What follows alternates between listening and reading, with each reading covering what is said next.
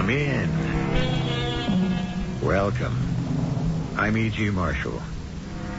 I don't know about you, but to me, the tinkling sound of a music box has always charmed and soothed me, conjuring up pleasant memories and the balm of sweet nostalgia. It still does, in spite of this story. But if it sends a chill through you, don't please blame it on music boxes in general. Just on this one, and its haunting tune that struck a chord from the past that stirred up something infinitely more gruesome and deadly than nostalgia. Oh, Susanna, we're so lucky. This wonderful house. The future is a dream almost come true already. Do you like your birthday present? I love this music box. I love you, Hank. Everything you do for me. Until I found the past coming up to haunt me. What do you mean? I don't know. It's just the music box. As soon as it started to play, my eyes were drawn away down to the end of the garden path. To the summer house. And to the girl in the crinoline dress who's dancing there. What girl? I can't see anyone. I was afraid you might say that. 'Cause somehow I know she isn't really there. She has to be a ghost. But why would she want to haunt me?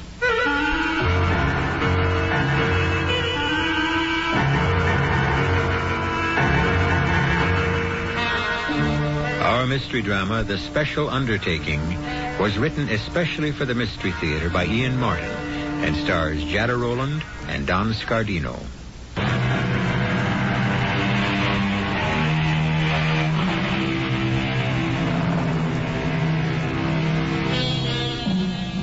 I was reminded of this story a week or so ago when I picked up the morning paper and read that a small town was advertising for a doctor and willing to finance him and as many partners as he could attract in setting up a clinic.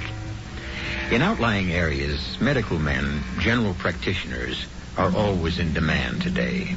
How much more so in the last century? Which is how the newly married Dr. Henry Fleming and his bride Susanna came to Huntington House some 100 years ago via the new Union Pacific Railroad, which had finally linked the East with the West. Do I have the honor of addressing Mrs. Fleming? Yes, sir. I'm Buford Hughes. Allow me to assist you. Ezra, get the lady's carpet bag. Yes, sir. I'll relieve you of that bag, ma'am. Why, thank you. That's Mr. Ezra Whitfield, Beaver City's most prominent lawyer, in more ways than one. They say success goes to a man's head. In Ezra's case, it went through his waistline. There we are, ma'am. And you'd be our new doctor, sir. Brand spanking new, sir. Just graduated out of medical school. Ah, but from Harvard. Hank, what about our hitch? Oh, don't you worry, Mrs. Fleming. Well, I'd like to check and make sure our trunks are there. Ah, ma'am, I think it's more appropriate for Ezra to help you in that area while I make your husband as welcome as I can. Why, sure, Mrs. Fleming. I can see your trunks are all off. Just go check them over. Okay, honey? This is my job. A fine young woman, sir. Eminently equipped to be a doctor's wife. Or anyone's. Susanna is one of a kind. Mm-hmm. I support your opinion. Just as soon as the missus has checked out your belongings, I have a wagon waiting to take them to your house. I also have a rig so that we can stop by the bank and sign our agreements. Well, I think Susanna is a bit worn out. Could we perhaps get settled first and then the papers? My dear boy, I'm sorry. I should say doctor. Forgive me. It's all right. I'm young, but I have knowledge. Don't worry. Well, I have no worries about your abilities after our long correspondence. And I don't want to lose you. You are needed here. We'll all just try to put out and make you feel at home right here.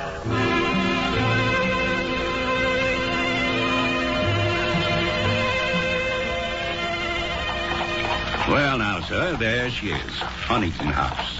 Oh, Hank, right on the ridge. It's beautiful, isn't it? Oh, it surely is. The house certainly is big enough. Well, we're only going to be using a corner of it. The rest is for a clinic, as we planned. I hope we can get some other doctors to fill it up. You leave that to me, ma'am. Beaver City's made me a very rich man.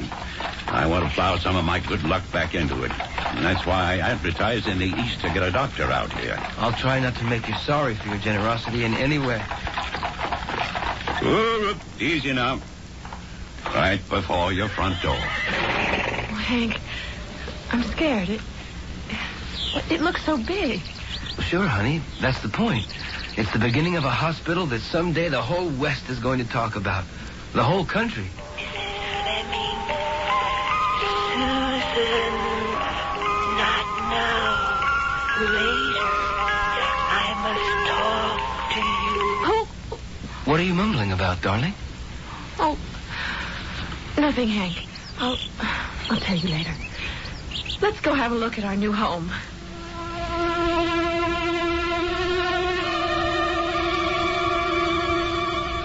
I calculate, with you tired and all after your journey, I should have taken you straight into the house.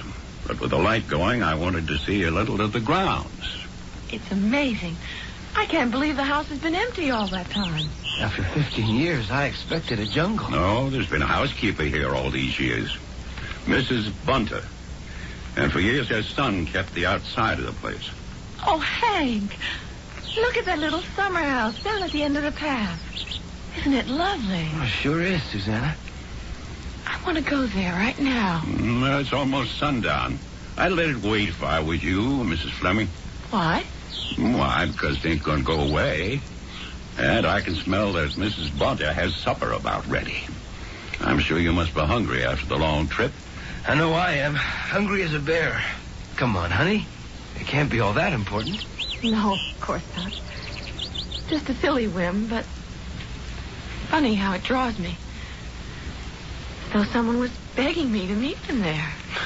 And so there is. Me, but by moonlight. It's a perfect place for young lovers, wouldn't you say, Mr. Hughes? I reckon that depends on the point of view. Well, shall we travel on in and say howdy to Ellen Bunter? By all means. Don't forget to come back. Susanna, are you coming? Yes. Yes, Hank. Just stay close to me. And don't leave me alone.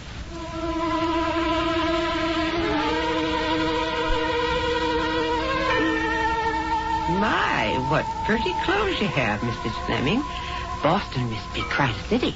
Why, yes, Mrs. Bunter. It is. It's a beautiful town. I'm surprised you ever come away from there out here to the west. If I was you, I'd pick up the skirts and get right back there. Why? Whatever do you mean? Oh, there's things best not talked about. I'm just saying what I think has to be said. You sound as if you don't want us here.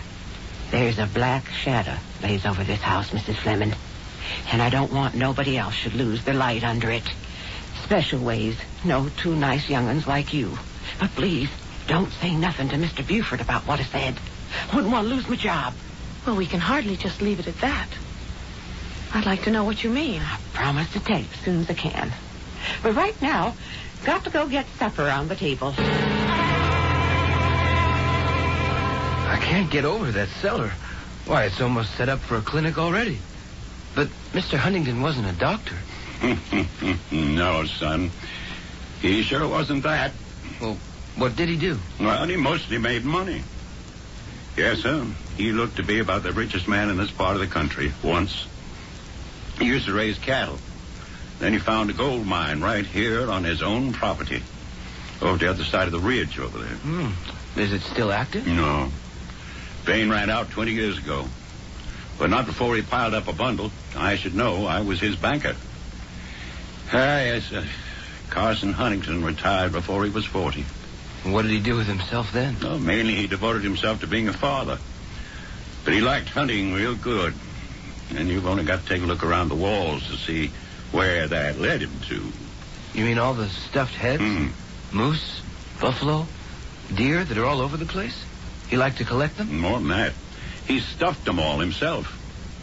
Built himself all those tile rooms downstairs and worked just like a doctor in a white coat and all. Ah, a taxidermist, eh? More than that. You know how one thing leads to another, and, yeah, well, here comes your lady. I must leave you to your supper. I was just going to ask you if you would join us. Mrs. Bunter tells me there's enough for you. And Mr. Whitfield, too. If you cook like that every night, Mrs. Bunter, I may just abandon my wife. Oh, thank you, sir. But I'm sure she's a mighty fine cook herself. Oh, matter of fact, you wouldn't think of it to look at her, but she is. And a housekeeper. Sure is good to see love lighting up this gloomy old place again. Just like the good old days, Buford, huh? Yes, Ezra, but let's not go digging into the past. These two young folk represent the future. They're not interested in what's been. Oh, but we are. At least I am. Oh, so am I. I'll just take the tray out to the kitchen. I'll bring the coffee in soon. Poor Ellen. No wonder she doesn't want to listen to... Ezra, you talk too much. What'd I say? Nothing much so far. It's usually too much. I reckon I have to tell you a little about the house. But it's better for you to get it from me than from some old windbag like Ezra. Tarnation, Buford, that's no way to talk. I tell you what it is, Mrs. Fleming. A house stays empty like this one did for over 15 years. And people start to build legends, even a dried-up old lawyer like Ezra here. Now, I'm a banker, businessman.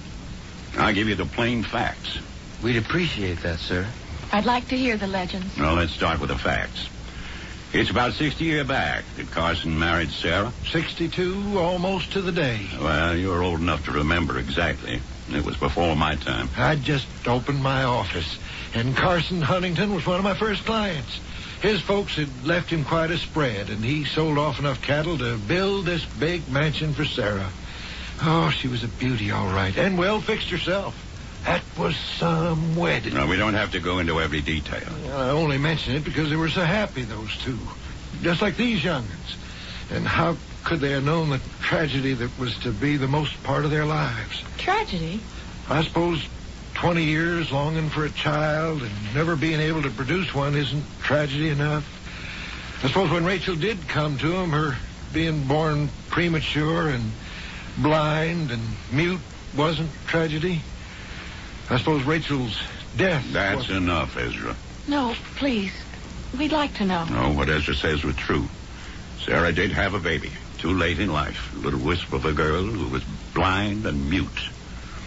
They doted on her, devoted 16 years of their lives to bringing her up, pampered and coddled her like she was made of china. They were recluses here and saw few people. When Rachel was 16, she fell in love. With Ellen Bunter's son, Elisha. Lost at Chickamauga in the war between the states, rest his soul. Lord rot it, you mean? He was in his 20s, and he just took advantage of the poor little thing. And naturally, it was an unsuitable match from any point of view. So the boy was fired by Carson and ran off to join the army. Rachel took it real hard, thinking he'd run off on her because of her deficiencies, and went into a decline and died from a kind of colic. Broken heart, more likely. If any hearts were broken, it was Sarah and Carlson's. And after the burial, they holed themselves away here at Huntington House. And no one saw hide nor hair of them for a year. And then one day, suddenly, unexpectedly, they both died. Like a bolt from the blue. He means that quite literally. They were on their way to church on the anniversary of Rachel's death and pulled under a tree to escape a sudden thunderstorm. And the tree was struck by lightning, and both of them were killed. How awful. Yes.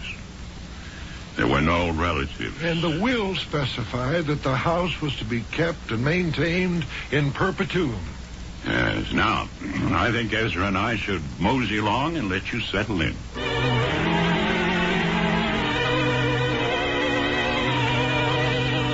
Good night, Mr. Hughes. Mr. Whitfield, and drive carefully.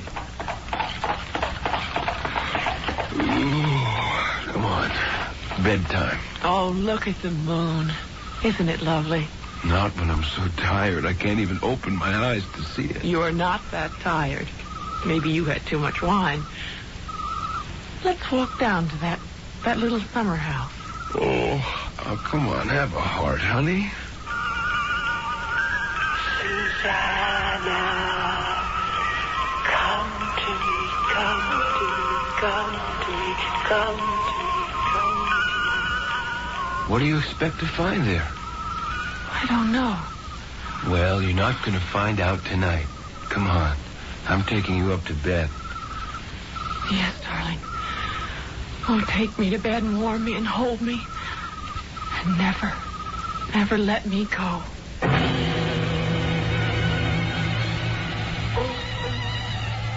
Susanna finally fell asleep, shutting her ears against that still, small voice in her head. Tomorrow she will talk to Hank about it, and about Huntington House. Outdoors, the moon is at its zenith. Does something move strangely in the shadows? And if you strain your ears, can you hear the sound of a music box? I'll return shortly with Act 2.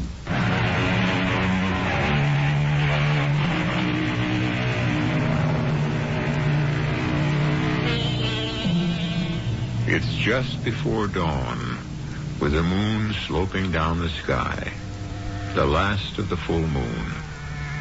In the strange new bed in Huntington House, Dr. Henry Fleming lies sleeping gently.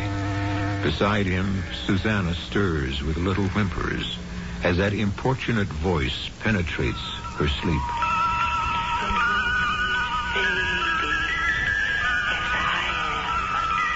But I will be back.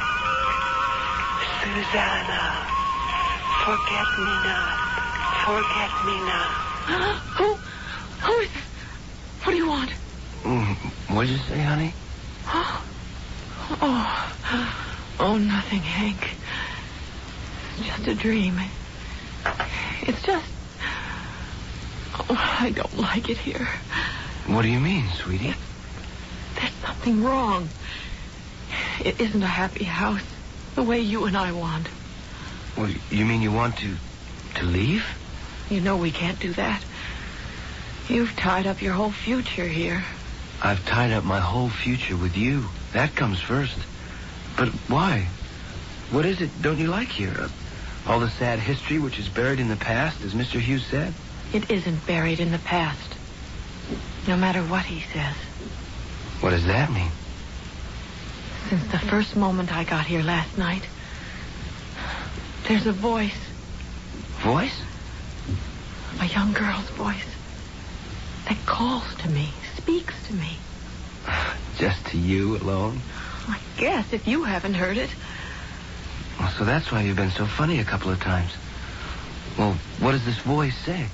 Nothing, really. Just calling me to help and to come to her. Susie. Oh, I always mistrust your motives when you call me that. Well, don't this time. I just wanted to say we were both dead tired after a 10-day journey across the country. Nothing about last night was wholly real. Our life in the West starts as of this morning. Now, let's give it a day or two so we can really judge it. Then if it's wrong or your voices still speak to you, I promise we'll face up to it. You don't believe me. And perhaps you're right. This morning it was so faint, I could scarcely hear it. All right, Hank, darling. Let's forget about me and concentrate on your life.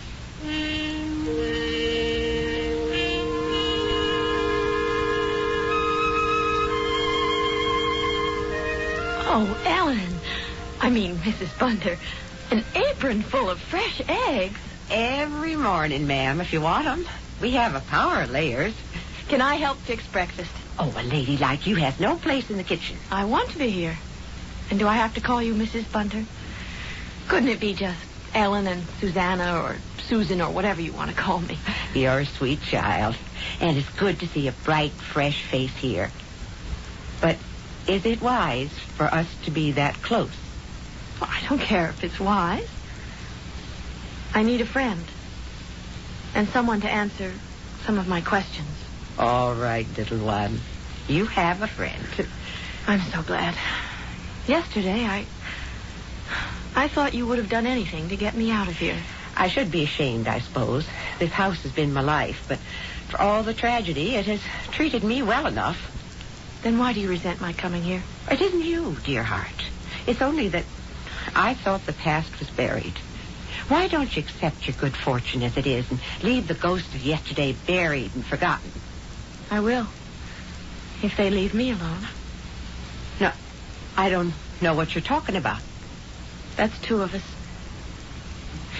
Yesterday, when there was time, you said you would explain about the black shadows that lie over this house. It isn't the time yet.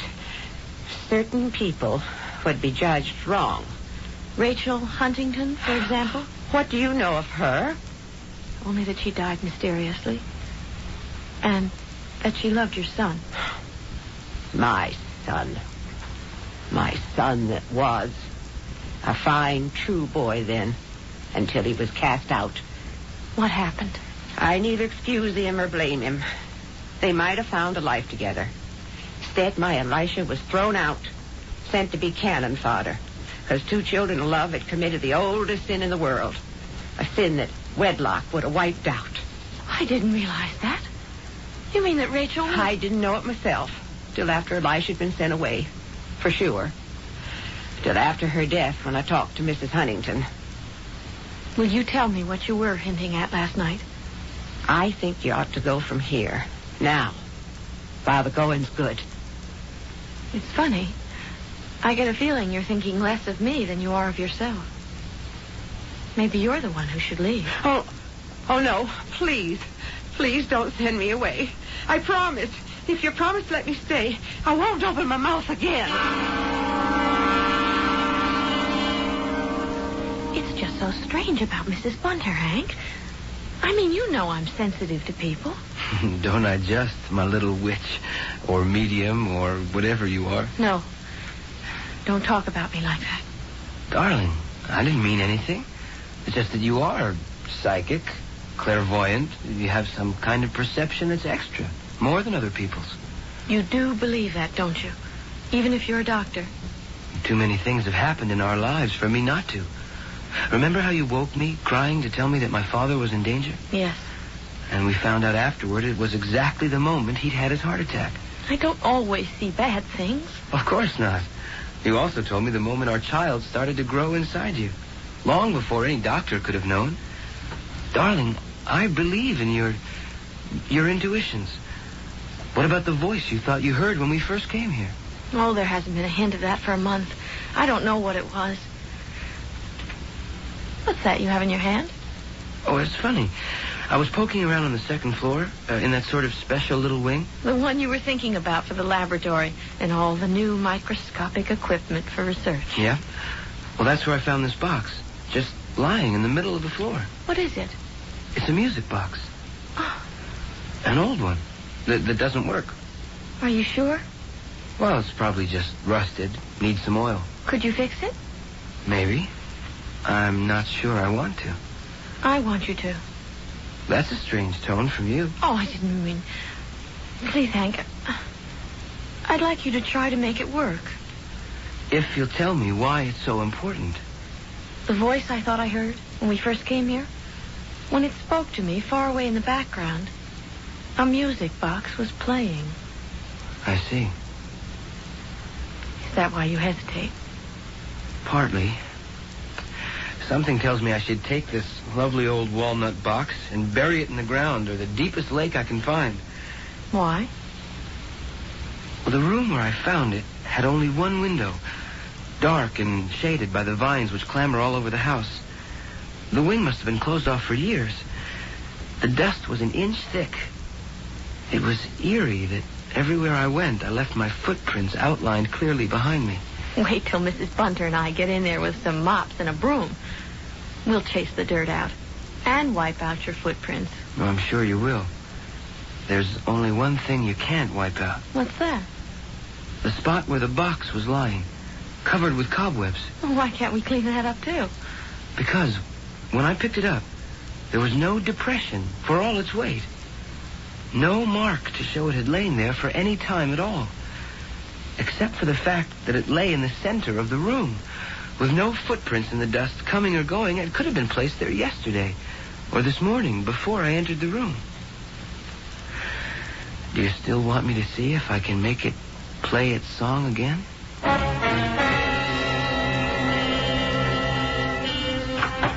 Hank? Who else? Oh, it could have been Mrs. Bunter. Look at that full red moon. Isn't it gorgeous? Yes. I have a little present for you. Oh, what? Your music box. It plays now. Let me hear. Very well. Do you remember something? What? Today is your birthday. That's why I worked so hard to have this ready for you. I know it isn't much of a present, but this year, with all the other expenses and... What is it? That melody. You know it? That's the song that was playing behind the ghost voice. What is it, darling? Look. Where? At the summer house. Don't you see her? There's nobody there. Yes, there is. See how she floats and spins with her crinoline swirling around her. She's calling to me. I can hear her. I've got to go to her. Come with me, Hank. Come with me. Don't worry, Susanna. I won't let you out of my sight.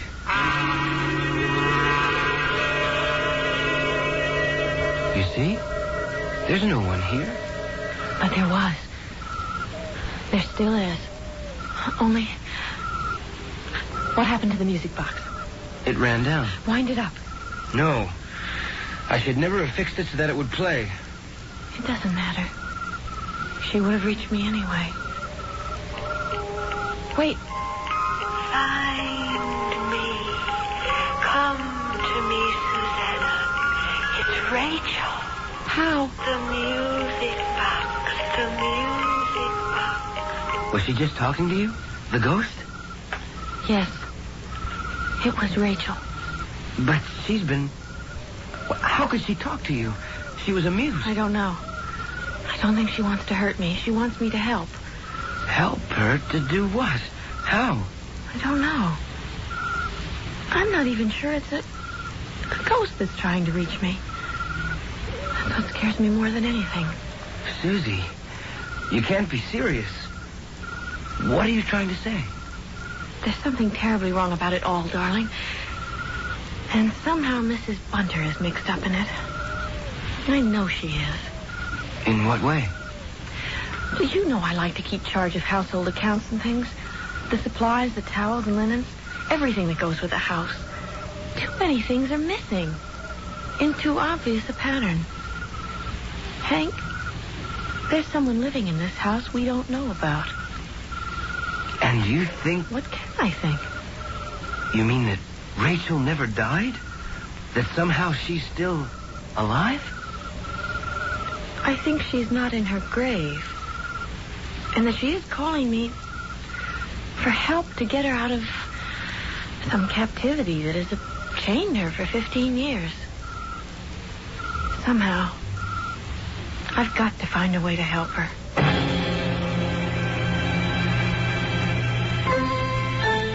Now, there's an interesting corner to turn in a story. To find that a ghost, a well-established ghost, may not be one after all.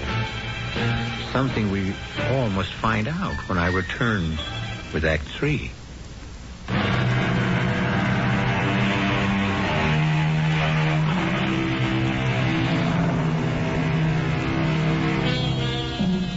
The full moon passes for a moment behind clouds, allowing Hank a worried frown which he can conceal from his wife. His mind is a spinning mixture of thoughts he is fighting to keep from coagulating. They must be kept separate to evaluate them. Is Susanna simply suffering from the vagaries of a lady in her, as would have been said in those times, interesting condition? Or is there really an extra presence hidden in Huntington House? If Rachel, if that's who it is, won't reveal herself to us openly, how can we find a way to help her? You don't think I'm crazy, do you, Hank? There is some mystery that's got to be cleared away before we can ever live in this house. But you really believe it's possible that someone or something is hiding here? Someone. From the amount it uses up in food and linen and towels. But at the same time, something that isn't natural. That's supernatural. Huh? What is it? Oh, it's just the moon coming out from behind the clouds again. bright as some enormous chandelier hung in the sky. If only I... Wait. He said the music box. Start it again, dear. Quick, before the moon goes behind the clouds. You sure you want to? Yes, quickly. Okay. Well? Look. There she is. Dancing. Where? Up the path, towards the front door. And she's beckoning for us to come. Oh. What is it? Oh, the moon behind the clouds again. I can't see. Come on, let's go. There's no one here. The front door's opening. What happened to the music box? It stopped. I don't know why. Oh, there you are, Dr. Fleming. What is it, Ellen? What's wrong? I think he's dying. Please, could you come to him and try to save his life? Even if he isn't worth it. Save whose life? My son. I'll show you where he is. He's hiding out in the barn. Hold the lantern higher, Mrs. Bunter. That's it. Hurt there? Some. How about here? Oh, that hurts pretty good. He's burning up with fever. We've got to get him up to the house, see if we can't bring it down. Oh, no, sir. You bring me up to the house, and you're just signing my death warrant. What's he talking about? There's a wanted poster out for him. Murder and highway robbery. He killed a United States Marshal making his getaway up Cheyenne Bay. If I can't get him where I can treat him properly, it won't be the government signs your son's death warrant. This is your son, Ellen? More's the shame. Yes. But I thought he was dead in the Civil War. I'd take more pride in him if he had been.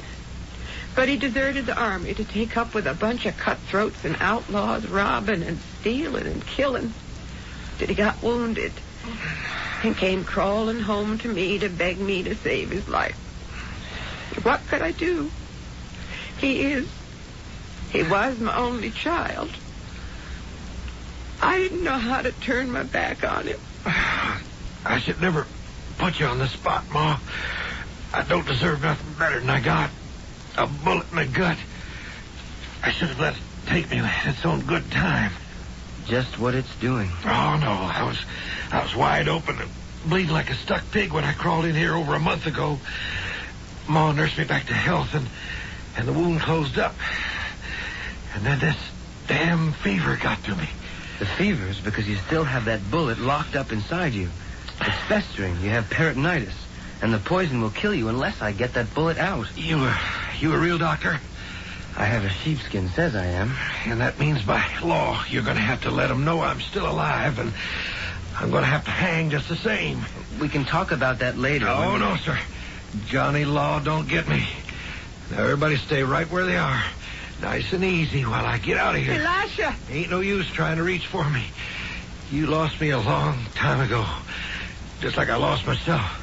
The only thing outside of you I'm really sorry for is I never should have hurt Rachel. The funny thing is, I really loved her. If only we'd ever had a chance. Oh, Mom, I wish I could have done better by you and Rachel. Elisha! Hush, Mrs. Bunter. Let my husband handle it. I'm sorry. It was too late. This time he's really dead.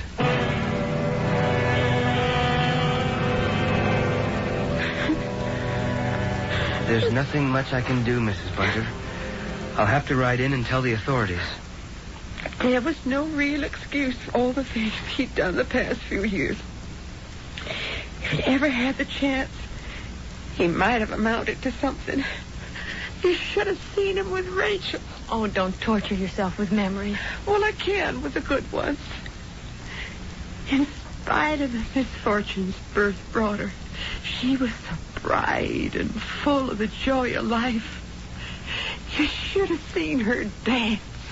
Dance? She was blind, wasn't she? Oh, that seemed to make no difference. She could hear, sharp as a bat. I always said what a pity it was they never got her a pianoforte for her to learn to play by herself. But they never did. just music boxes? Oh, yes.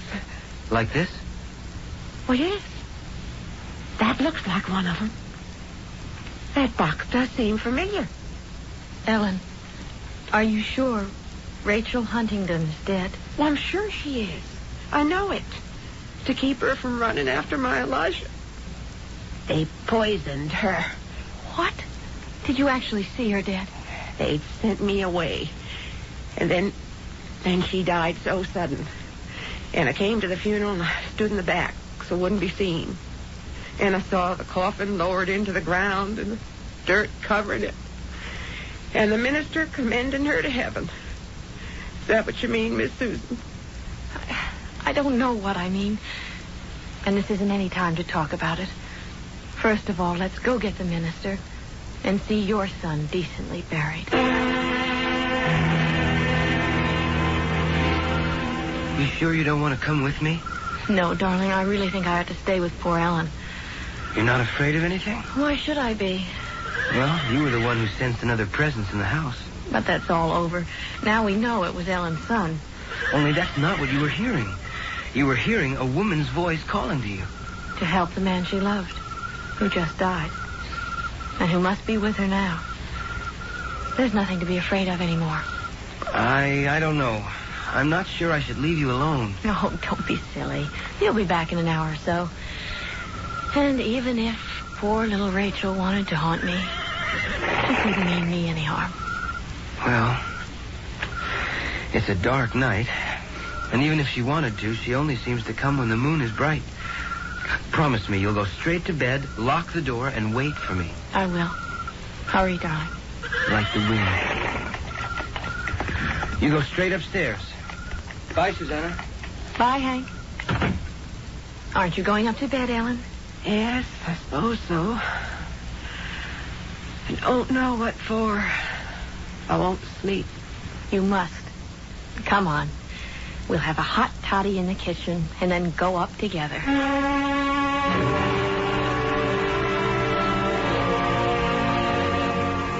The Huntingtons should have left her alone. She'd been better off with him the way things happened. Lord knows, he'd have been better off with her. They loved her and wanted to protect her. Would have been the same if she'd been normal. They waited too long to have a child. When at last she came to them, they smothered her. The only freedom she ever had was her dancing and her music boxes. Like this one. Where'd you find that? I didn't. Hank did. In the little room on the top floor of the wing. Rachel's old room. But that part of the house has been shut up ever since I came back. That was part of what it said in the will. Why did you turn that on? I didn't. It just started by itself. I know that tune. I thought you said you couldn't tell one tune from another. I can that one. It was her favorite. Turn it off. That's better. I don't want to be reminded of my poor little Rachel tonight. What is it, Miss Susan? Shh. She's calling me again. Come, Susan. Come. Now you must.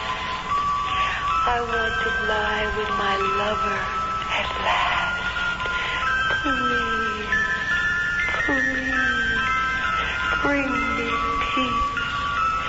Bring me peace. Bring me peace. Bring me peace. Where are you going? Where the music box is leading me. This time I cannot fail her.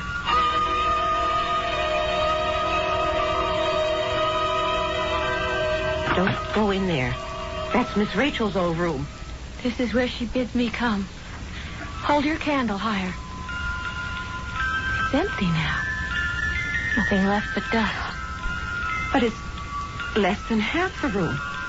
There's a wall built there. Where? In front of us. There's two great windows beyond that. They look down on the garden, but this wall, I don't know where it came from or when it was built. Or why? There's no door in it. It's papered all the way across. My candle blew out. My lantern's still lit. And look, there, where the wind tore the paper off the wall, There's a door. Don't go in there, Miss Susan. I have to. This is what she's been calling me to do. Oh, my God. What is it? Look. On the bed. It's Miss Rachel's room. Just as it was. And that's her. Just as she was. Oh, the good Lord protect us. How could she still be alive after 15 years? I knew you, son. I knew. Take me to the grave so I can sleep at last.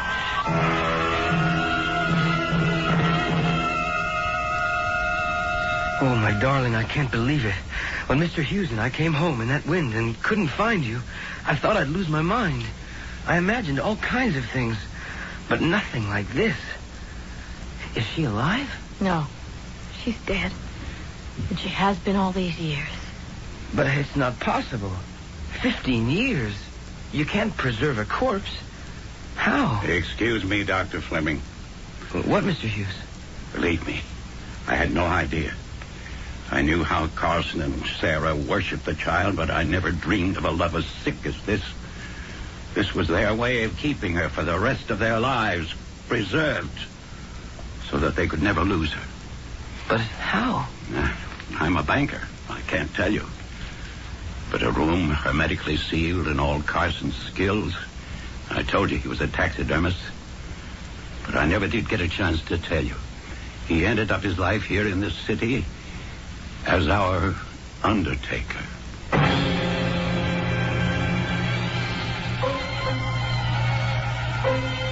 A grisly ending to a weird story, and yet a happy one. Rachel Huntington was finally laid to her rest alongside the man who might have been her husband. Huntington House was cleared of all shadows and became the nucleus of one of the country's finest hospitals, renowned for the miracles it achieves in saving life, rather than preserving the illusion of it. I'll be back shortly.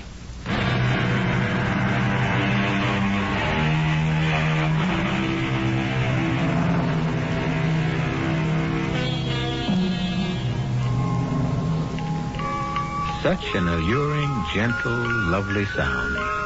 The tinkle of a music box. And yet, hearing one, I tend to shudder. Picturing that long dead girl, her eyes open in an unwinking stare, and the voice that never could speak in life, crying out in desperation for peace, never to be heard till at last came Susanna, with her gift of perception. Our cast included Don Scardino, Jada Rowland, Staats, Cotsworth, and Pitoniak, and Robert Maxwell. The entire production was under the direction of Hyman Brown. G. Marshall inviting you to return to our Mystery Theater for another adventure in the macabre. Until next time, pleasant dreams.